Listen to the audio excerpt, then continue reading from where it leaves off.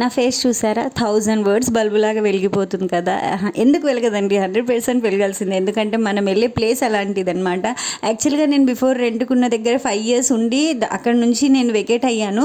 But అక్కడ ఉన్న bonding నాకు ఎక్కడా లేదని జెన్యున్గా చెప్తాను నేను. ఎందుకంటే నేను ఉన్న ఫ్రెండ్స్, ఆ వాతావరణం, అది అంతా మేమంతా ఒక గ్యాంగ్ అనమాట, ఒక వైబ్. మేమందరం మ్యాచ్ అయిపోతాం. అట్లా ఒకరి గురించి ఒకరు బ్యాడ్గా మాట్లాడుకోవడం, ఒకరు వెనకాల ఒకరు అది మాట్లాడుకోవడం, ఇది ఏముండదు. యాక్చువల్గా రిలేటివ్స్ దగ్గరికి అక్కడికి ఇక్కడికి వెళ్తే వాళ్ళు మనం ముందు ఒకలాగా వెనుక ఒకలా మాట్లాడతారేమో, కానీ ఫ్రెండ్స్ కదండి, వాళ్ళకి మన దగ్గర ఏముంది ఏం లేదు, దేంతో సంబంధం లేదు.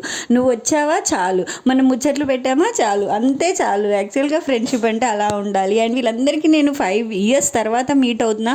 బట్ ఎక్కడ కూడా నాకు అరే 5 years మాకు గ్యాప్ వచ్చిందే అనే ఫీలింగే రాలేదనమాట. ఈ బుడ్డోడు చాలా బుడ్డిగా ఉండేనండి. వాడు 1.5 year ఏమో ఉండే మేము అక్కడ నుంచి ఖాళీ చేసేటప్పుడు. చూస్తూ ఎంత పెద్దగా అయిపోయాడో.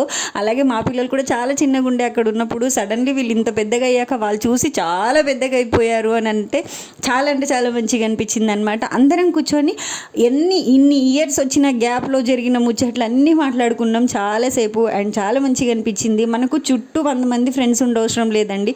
మనం ఎక్కడున్నా అక్కడ జెన్యున్గా 1 or 2 persons హ్యాపీ ఫ్రెండ్స్ ఉంటే చాలన్నమాట. వాళ్ళు ఏంటంటే ఎప్పటికీ అలాగే ఉంటారు. అండ్ ఎన్ని ఇయర్స్ తర్వాత మనం మాట్లాడుకున్నారే మాకు డిస్టెన్స్ వచ్చిందే, ఇప్పుడు నేను ఎలా హాయ్ చెప్పాలి, ఎలా హలో చెప్పాలి, అలా ఏం ఉండదండి. మేము చిల్ అనమాట. మంచం ఎక్కి కూర్చొని ముచ్చట్లు పెట్టి జరిగినవి, జరగబోయేవి, జరుగుతున్నాయి, జ్యోతిష్యుల లెక్క అన్ని ముచ్చట్లు పెట్టేసి హ్యాపీగా టైం స్పెండ్ చేసేసి వచ్చేసాము. చాలా హ్యాపీగా.